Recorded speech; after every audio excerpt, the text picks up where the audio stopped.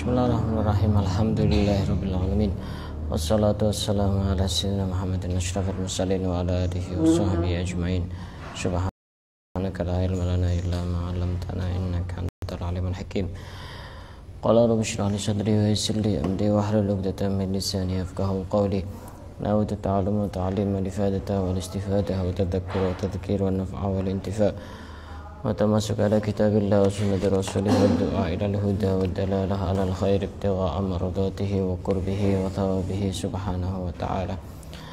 قال المصنف رحمه الله تعالى ونفعنا به وبعلومه ومدنا بأسرار الدارين آمين. Akan kita lanjutkan kajian kita pada kesempatan kali ini. Pada pembahasan sebelumnya kita sudah membahas tentang 14 keistimewaan menjadi umatnya Nabi Muhammad, dan sekarang kita akan bahas tentang kesabaran Rasulullah dan pemaafnya Rasulullah di dalam kehidupannya sehari-hari. Bahwasanya kita sudah ketahui bersama akhlak Rasulullah itu adalah akhlak yang memang tidak perlu bersusah payah untuk bisa mempunyai akhlak itu. Beda dengan kita. Kita untuk bisa sabar itu masih butuh latihan, masih butuh belajar, masih butuh proses. Tapi Rasulullah ini akhlaknya alamiah. Pokoknya baik orangnya. Terlahir memang sudah baik. Sudah tawadhu, sudah sabar, sudah pemaaf. Beliau itu orang yang dermawan, orang yang suka memberi kepada orang lain. Semua sifat-sifat yang baik itu memang alamiah, tidak dipaksakan, tidak diusahakan. Ini kita membahas tentang kesabaran Rasulullah. Ada beberapa contoh. Yang pertama, pada saat perang Uhud, Rasulullah itu pernah giginya itu rontok, giginya itu copot, dan wajahnya itu terluka waktu perang Uhud, sehingga para sahabat ini merasa berat melihat kejadian yang dialami oleh Rasulullah. Sampai sahabat ini minta kepada Rasulullah, ya Allah, ya Rasulullah, bagaimana kalau engkau doakan mereka saja? Artinya doakan hal-hal yang tidak baik. Apalagi misalkan Gunung Uhud itu sudah siap-siap untuk diperintah oleh Rasulullah untuk menghancurkan mereka. Tapi apa kata Rasulullah? Inni lam ub'as la'anan. Aku ini tidak diutus untuk melaknat orang, untuk mencaci orang, untuk menghina orang. Walakinni bu'istu da'iyan wa rahmah. Akan tetapi aku itu diutus untuk mengajak kepada kebaikan dan rahmat untuk semua umat. Allahumma hdi qaumi fa innahum la ya'lamun. Ya Allah, berilah petunjuk kepada kaumku karena sesungguhnya mereka tidak mengetahui. Itu betapa Rasulullah itu hatinya sangat besar sekali. Sudah tahu giginya itu rontok, wajahnya terluka, ada darah, tapi beliau tidak mencela mereka dan bahkan mendoakan kebaikan kepada mereka. Bahkan waktu itu Rasulullah itu bersusah payah untuk menutupi darah itu agar tidak menetes ke bumi. Tujuannya apa?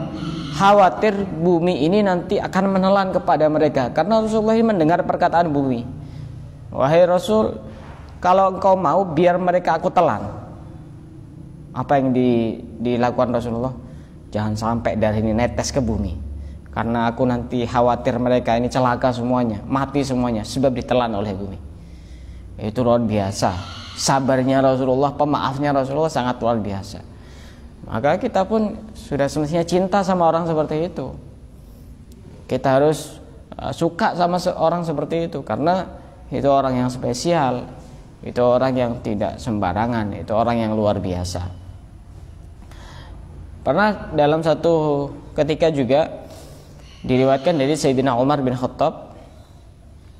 Sayyidina Umar ini berkata kepada Rasulullah, ya Rasulullah, kenapa engkau tidak berdoa seperti doanya Nabi Nuh? Nabi Nuh itu nabi yang apa ya? Ya kalau bahasa kasarnya itu tidak sabaran, tidak mau ikut ya, biar mati semua tidak apa gitu loh. Nabi Nuh ini termasuk nabi yang umatnya sedikit. Ada yang mengatakan kurang dari 100, ada yang mengatakan puluhan cuma. Tapi menjadi ulul azmi karena apa namanya? Kesabarannya yang cukup lama ngajak tapi tidak ada yang ikut. Jadi orang itu udah bisa dinilai dari banyak sedikitnya pengikut, banyak sedikitnya jamaah. Nah, Nabi Nuh ini jamaahnya sedikit, tapi menjadi mulia, menjadi nabi-nabi pilihan, menjadi ulul azmi. Jamaahnya cuma puluhan, tidak sampai ribuan. Tapi juga ada yang jamaahnya banyak juga mulia. Contohnya Nabi Muhammad. Jadi orang itu ya jangan gampang menilai orang lain, karena kemuliaan orang itu bukan dari banyak sedikitnya jamaah, banyak sedikitnya murid, banyak sedikitnya pengikut itu. Kata Sayyidina Umar, ya Rasulullah, kenapa engkau tidak berdoa seperti doanya Nabi Nuh? Apa doanya Nabi Nuh? Rabbi la tadhar 'alal ardi minal kafirin dayyara. Ya Allah, jangan sampai engkau tinggalkan di muka bumi ini orang-orang yang kafir. Kata Rasulullah, ini kalau saya berdoa seperti itu, ini yang rusak semua, ini hancur semua ini. Kata Sayyidina Umar, engkau ini sudah diinjak-injak oleh mereka, wajahmu juga sudah berdarah-darah, kemudian gigimu ini juga pernah dirontokkan sama mereka. Fa'abaita antakula illa khairan. Kamu tidak mau apa-apa kecuali berkata yang baik. Kemudian engkau ini berkata, Allahumma ighfir li qaumi fa innahum la ya'lamun. Ya Allah, ampunilah kaumku karena sesungguhnya mereka tidak mengetahui. Sebenarnya orang itu kalau suka mencela, suka ngomongkan kita, suka menghina kita, suka menggosip kepada kita, itu sebenarnya mereka tidak tahu. Anggap saja tidak tahu. Karena orang itu kalau tahu itu tidak mungkin ngomongkan. Tahu yang sebenarnya itu tidak mungkin ngomongkan. Sama seperti anjing itu. Anjing itu kalau sama majikannya datang, diam. Tapi kalau ada orang yang dia tidak kenal, menggonggong. Biar tidak repot-repot kalau dikata-katain sama orang, kalau dibully sama orang, dihina, dicela sama orang, ya anggap saja itu kan dia anjing, kan begitu repot-repot. Nggak usah repot-repot. Dia memang masih belum kenal sama kita, makanya menggonggong terus, nah, gitu. Tinggal kasih daging kan beres, kasih tali di lehernya, enggak tuntun kemana-mana, jadi anjing pelacak karena memang suka ngelacak aibnya orang. Masya Allah, Rasulullah itu orangnya sabar, sabar betul. Di antara kisah yang lain, Rasulullah ini pernah diracun oleh perempuan Yahudi. Rasulullah pernah diracun oleh perempuan Yahudi di satu perkampungan namanya perkampungan Khaybar. Waktu itu Rasulullah ditanya oleh perempuan Yahudi ini, bahwa keterangan dari apa namanya yang diambil dari perempuan Yahudi ini bahwasanya Rasulullah itu suka makan daging kambing yang bagian kaki bagian depan. Rasulullah pengen makan yang kaki bagian depan, karena si perempuan Yahudi ini tahu bahwa Rasulullah pengen sukanya itu adalah makan kaki kambing bagian depan. Dikasih racun yang cukup banyak, sehingga ketika Rasulullah ini mau makan, ditegur sama malaikat, diberi wahyu bahwa itu sudah diracun, sehingga tidak jadi makan walaupun sudah ada sebagian yang tertelan. Itu racun yang sangat mematikan. Sampai 3 tahun ke depan Rasulullah itu masih merasakan efek dari racun itu. Tapi apa yang dilakukan oleh Rasulullah kepada perempuan Yahudi itu? Apa yang dilakukan? Beliau memaafkan dan melupakan kepada wanita Yahudi itu, padahal sudah diracun ya. Tapi setelah itu beliau itu ketika makan di tempat yang mencurigakan, beliau tidak langsung makan. tapi menyuruh orang yang ngasih makan untuk makan juga bareng. Kita itu juga bisa seperti itu. Ketika kita pernah mengalami satu hal yang menyakitkan, misalkan di satu tempat ini kayaknya bahaya, tidak apa kita tidak mau makan juga tidak apa. Atau misalkan ayo kamu makan dulu. Kalau dia memang punya niat tidak baik kan tidak berani untuk makan itu, karena senjata makan tuan. Itu tidak apa. Itu bentuk kewaspadaan yang pernah dilakukan oleh Rasulullah. Jadi ketika Rasulullah itu berada di kampung Khaybar tidak langsung makan karena pernah mengalami kejadian itu. Tapi ya kalau belum pernah mengalami tidak boleh seperti itu, khawatir menyakiti perasaan. Tapi kalau sudah mengalami ini biasanya ada trauma, tidak masalah. Bukan karena seudon tapi waspada agar tidak terjadi hal-hal yang membahayakan. Kisah yang lain, Rasulullah itu pernah disihir oleh namanya siapa namanya? Labid bin A'sam. Pernah disihir. Waktu itu Rasulullah itu bingung. Seakan-akan sudah mendatangi istrinya tapi belum. Seakan-akan belum mendatangi istrinya padahal sudah. Orang kena sihir itu biasanya seperti itu. Pikirannya enggak jelas. Tidak jelas kemana itu, pokoknya tidak jelas apa istilahnya apa ya, bingung. Iya bingung. Orang kena sihir itu seperti itu. Sudah makan dikira belum makan, sudah istirahat dikira belum istirahat.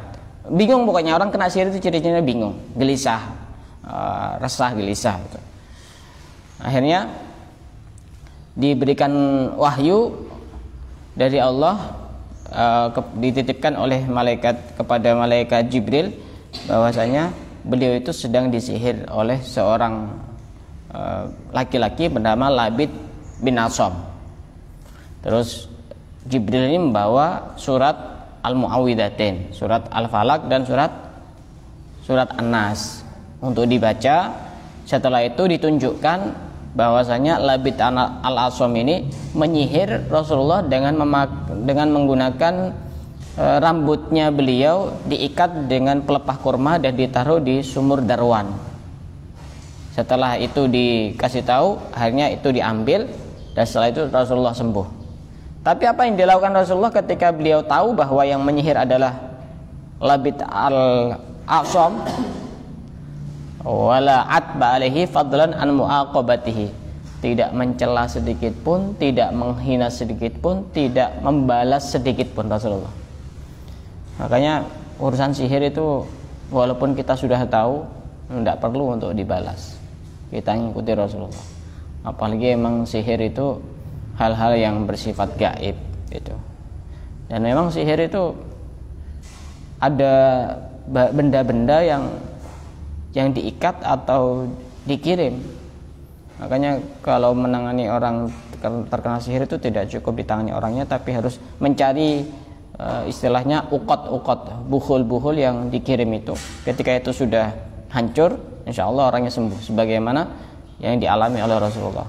Ini menunjukkan betapa walaupun orang itu mulia, ketika dia terkena sihir tidak menjadikan dia menjadi rendah derajatnya. Justru Rasulullah semuanya itu yang dialami menjadi syariat kepada umatnya. Kalau seandainya Rasulullah tidak terkena sihir, nanti kita sebagai umatnya tidak tahu caranya menangani bagaimana.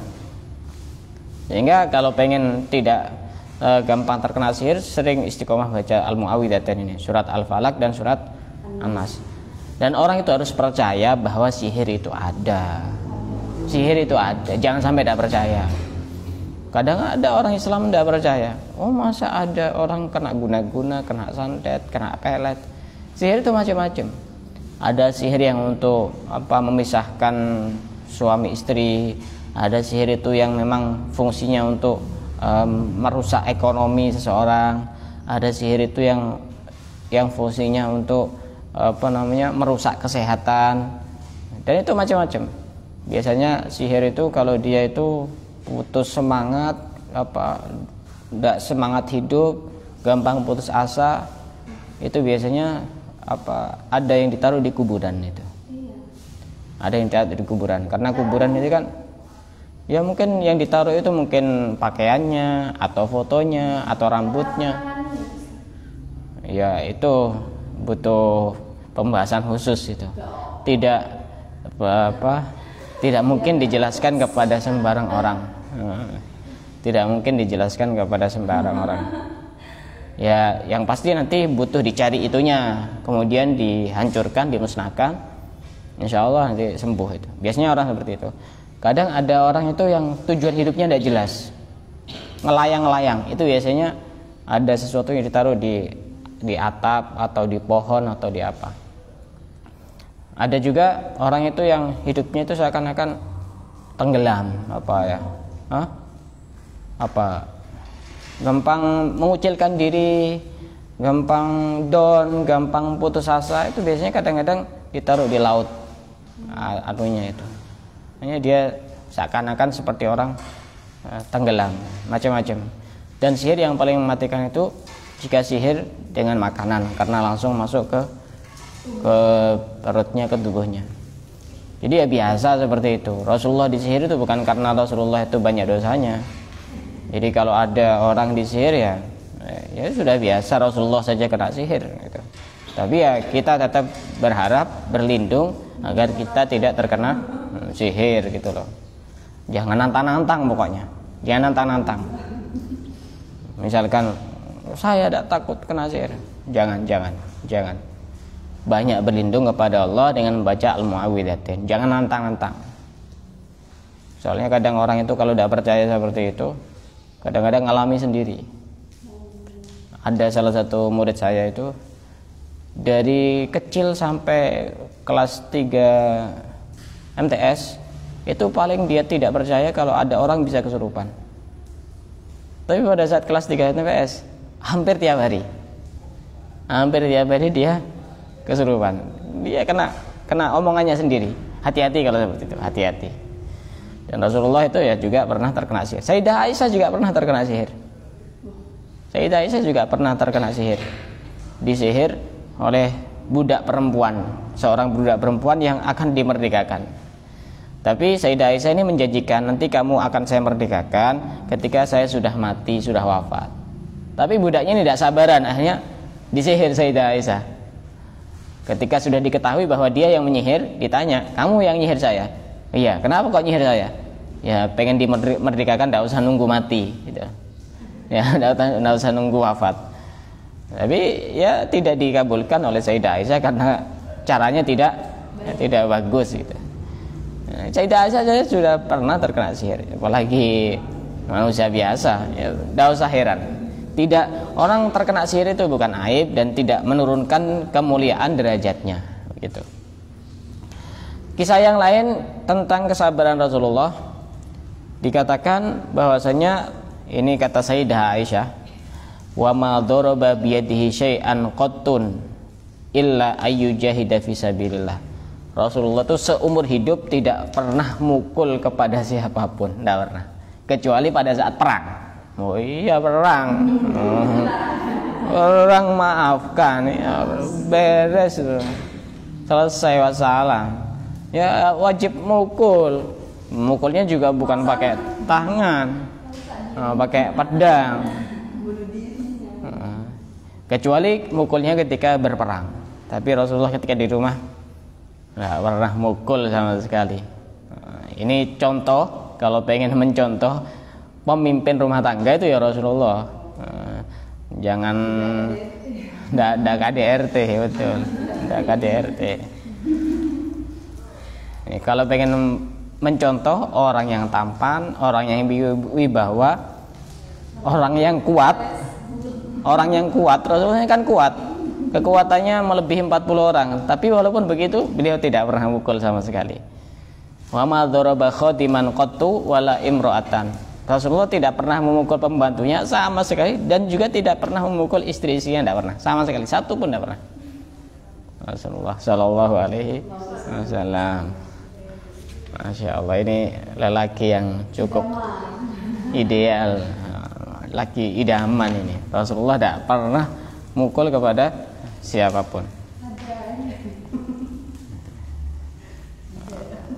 Walaupun sebenarnya mukul itu diperbolehkan. Sebenarnya mukul itu diperbolehkan ketika istri itu melakukan hal-hal yang melanggar, itu boleh. Tapi dengan syarat mukulnya itu tidak menyakitkan. Pukulan yang mendidik, gitu loh. Orang kalau emosian ya dia memaknai kalau mukul itu ya dengan cara yang keras, apalagi sampai dibanting-banting, ya itu bukan mukul, melebihi mukul itu namanya. Nah, tidak diperbolehkan. Ada kisah yang lain, ada seorang laki-laki bernama Abdullah bin Ubay. Ini siapa yang tahu Abdullah bin Ubay? Ini orang munafik. Abdullah bin Ubay ini kalau sholat di belakang Rasulullah. Kalau sholat di belakang Rasulullah. Jadi ini menjadi makmumnya Rasulullah, tapi dia munafik, cuma bermanis-manis di depannya Rasulullah. Dan dia sering duduk di depan pintu masjid. Nanti ketika Rasulullah datang, oh ini imamnya sudah datang. Ini Abdullah bin Ubay ini. Ini padahal itu cuma cuma basa-basi itu, cuma nunggu di depan pintu Masjid Nabawi. Kalau Rasulullah sudah datang ngumumkan kepada yang lain jamaah, ini Rasulullah sudah datang, imamnya sudah datang. Tapi Abdullah bin Ubay ini orang yang ketika perang Uhud yang menggali lubangnya sampai akhirnya Nabi terjatuh. Ini Abdullah bin Ubay.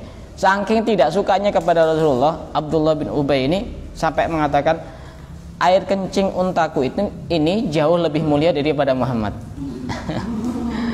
Air kencing untaku ini jauh lebih mulia daripada Muhammad. Itu orang munafik. Orang munafik itu bahaya. Orang abu-abu itu bahaya. Kalau masih orang putih masih jelas, masih hitam itu masih jelas. Tapi musuh dalam selimut itu yang bahaya. Itulah. Soalnya satu selimut bahaya. Musuh dalam selimut itu bahaya. Kalau lagi di depannya ngomongnya A, kalau di belakangnya B. Tapi apa yang dilakukan oleh Rasulullah yang beliau itu sudah tahu sikap dari Abdullah bin Ubay ini, ketika waktu itu Rasulullah sedang keluar dari Madinah dan mendengar kabar. Sebenarnya Abdullah bin Ubay ini caper, pengen menguasai keadaan di Madinah. Ketika Rasulullah datang di Madinah, ini kan orang pengaruhnya semuanya kepada Rasulullah sehingga mengangkat Rasulullah jadi pemimpin. Padahal Abdullah bin Ubay ini pengen dijadikan sebagai pemimpin, tapi ya jauh, tidak terkejar. Rasulullah ini sudah di atasnya jauh, tidak bisa. Akhirnya memfitnah sana, memfitnah sini. Di depannya dia ngaku beriman, tapi di belakangnya dia tidak beriman. Pada suatu ketika Rasulullah ini keluar dari Madinah, kemudian mendengar kabar bahwa Abdullah bin Ubay ini meninggal. Apa yang dilakukan Rasulullah?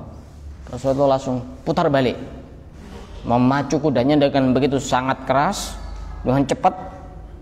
Beliau ini ingin agar bisa menjumpai pemakamannya Abdullah bin Ubay ini. Setelah Rasulullah ini, coba ya bayangkan ya, sudah tahu Rasulullah itu yang menggali lubangnya bikin saya jatuh ya orang ini yang mati ini. Coba kalau kita ya putar balik ini. Padahal ini mau perjalanan keluar Madinah, tiba-tiba putar balik cepat-cepat agar masih menjumpai pemakaman Abdullah bin Ubay ini. Ketika Abdullah bin Ubay ini sudah dimasukkan ke liang lahat, apa kata Rasulullah? Keluarkan lagi. Coba taruh kepalanya di pangkuan saya. Masya Allah. Taruh kepalanya Abdullah bin Ubay di pangkuan saya. Kemudian ambil jubah saya. Abdullah bin Ubay sudah dikafani itu, dikasih jubahnya Rasulullah. Setelah itu kemudian mulutnya dibuka, Abdullah bin Ubay diludahi oleh Rasulullah mulutnya. Bukan karena benci atau bukan karena balas dendam, bukan. Apa kata Rasulullah? Saya berharap nanti dia bisa menjawab pertanyaan malaikat Munkar dan Nakir. Sehingga orang-orang yang ada di situ merasa heran, kok bisa seperti itu? Apa jawaban Rasulullah? Aku tidak mau ada orang yang berkata Muhammad ini memusuhi kepada orang-orang yang ada di sekitarnya. Tidak mau saya ada orang ngomong seperti itu. Sebegitu dahsyatnya kasih sayangnya Rasulullah kepada orang lain. Kepada orang yang membenci saja dikasih seperti itu, apalagi kepada umatnya yang dia mau sholat, yang dia mau sholawat, dia mau berzikir, mau beribadah, mau melakukan sunnah-sunnahnya, pasti akan lebih dikasihi oleh Rasulullah Shallallahu Alaihi Wasallam. Dan sebenarnya terlalu banyak kisah tentang kesabaran Rasulullah itu kalau diceritakan ya pasti cukup panjang. Sebagai penutup, wa kana Rasulullah sallallahu alaihi wasallam ab'adan nasi ghadaban wa asra'uhum ridha. Rasulullah itu orang yang paling susah marah tapi paling cepat reda kalau lagi marah. Ini Rasulullah sallallahu alaihi wasallam. Jadi orang itu macam-macam kan. Ada orang itu yang gampang marah tapi juga gampang reda. Ini masih bagus, ini masih lumayan. Ada orang yang gampang marah tapi sekali marah lama nggak selesai. Wah, ini repot ini. Ada tipe yang ketiga, orang yang tidak gampang marah tapi sekali marah lama. Ini juga nggak bagus ini.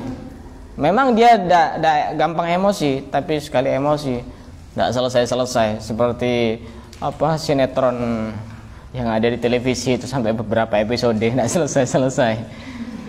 Tapi Rasulullah ini tipe orang yang ini. Rasulullah bukan tidak bisa marah ya, bisa. Rasulullah itu bisa marah. Karena memang marah itu sifat bawaan manusia. Tapi Rasulullah ini orang yang susah untuk marah.